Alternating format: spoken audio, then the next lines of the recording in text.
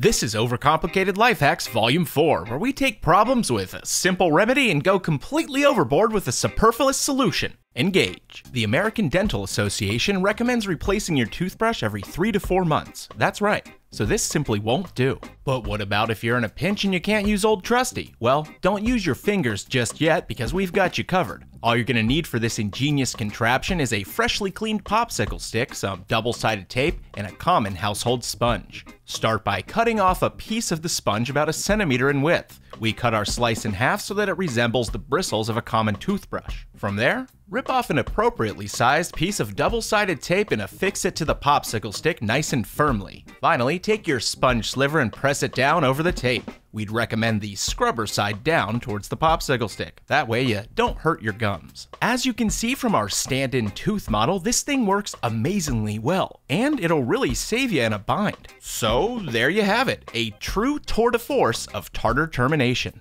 Ah, looks like the sink is starting to fill up with dishes. No worries, just grab the soap and... oh. Well, it seems that we're out of dish soap. Sure, you could just go to the store, but why not take the more industrious route and make it yourself? Dig through your cabinets and procure a box of washing soda, a bottle of vinegar, and some vegetable glycerin. Put a pot on the stove and pour in 1 cup of water. Now set it to high until it begins to boil. Measure out 1/3 cup of washing soda and pour it in. Stir and stir and stir until it fully dissolves, giving the water a bit of a murky appearance. Now, shut off the heat. Pour in 1 cup of vinegar and bust out that glycerin. You need to add 1 tablespoon to the mixture and stir everything together very well. Now this part's optional, but if you don't like your dish soap smelling like vinegar, add about 15 to 20 drops of essential oil to the pot. We went with orange because it smells delicious. Get your empty bottle of soap from earlier and slowly pour your handcrafted dish soap into the container. If you have a small funnel on hand, it'll go a lot smoother. Alright, close it up and let's test it out. Just add a few drops to a bowl or pot and see what kind of bubbly goodness comes up. If you got good suds and a fresh scent, then your dish soap is ready for prime time. So, Hagatha will be at your house in 30 minutes, but you've still got a ton of dishes to do and you really need a shower. Since you just blew an hour crafting your own artisanal dish soap, you're gonna have to kill 2 birds with 1 stone. Head over to the sink and place your dishes right into a plastic bin.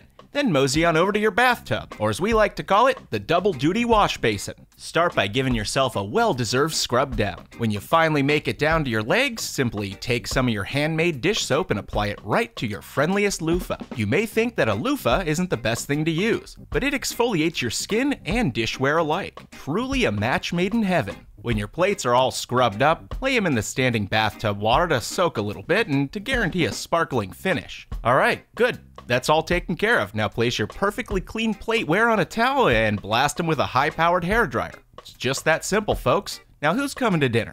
So you get up from your desk to use the bathroom and some coworker slaps their mug down next to yours. When you come back, how are you gonna know which one to choose? I mean, you don't want to accidentally drink from Coughing Greg's mug, that guy's gross. So we're gonna show you how to customize your mug for easy identification. All you're gonna need is a cheap mug, some Sharpies, and an oven. We went ahead and applied some artistic expression to our cups. That way we'd know whose is whose when this problem occurs again. As you can see, I decided to draw myself, and it seems that my associate drew himself as well. Look, it's Pennywise the dancing clown in a sewer. Once your work of art is complete, head into a kitchen and set the oven to bake at 350 degrees Fahrenheit or 177 Celsius. Go ahead and place your mugs in immediately, as they should be sitting in there during the preheat phase as well. A good rule of thumb is to leave them in for 30 minutes or 1800 seconds after the oven is preheated. When all's said and done, put on some pot holders and take your ceramic artwork out of the oven. Carefully put them in a safe spot away from others because these things are hot and not safe to touch for quite a while. Give them about 45 minutes and they'll be permanently branded and perfectly dishwasher ready.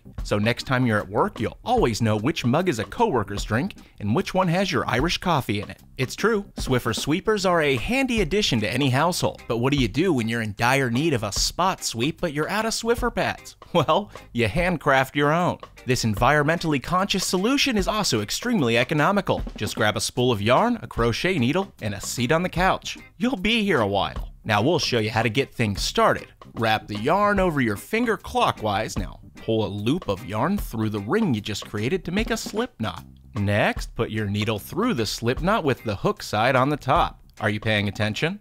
Good. Now snake the tip under the yarn and use the hook to grab it again. Almost there. Slippity slide the tip through the hole and repeat the process all over again. Look, it's not as hard as you think. In fact, we're basically pros already. Come next January, you should be nearing completion and have something that resembles this masterpiece that we made here. Simply place it onto the floor with your Swiffer directly on top. Press the corners of your delicately designed duster into the holes that are already built into the Swiffer. If you did it right, it should be the correct size and they'll actually fit right in there, so it doesn't require much effort. As you can see, this thing works wonders, and it's even washable after use. Grandma might have been onto something. If these weren't complicated enough for you, don't worry, there's a lot more where that came from. Just click one of these videos you see on your screen and dive deeper into the rabbit hole. Thanks for watching, and we'll see you next time.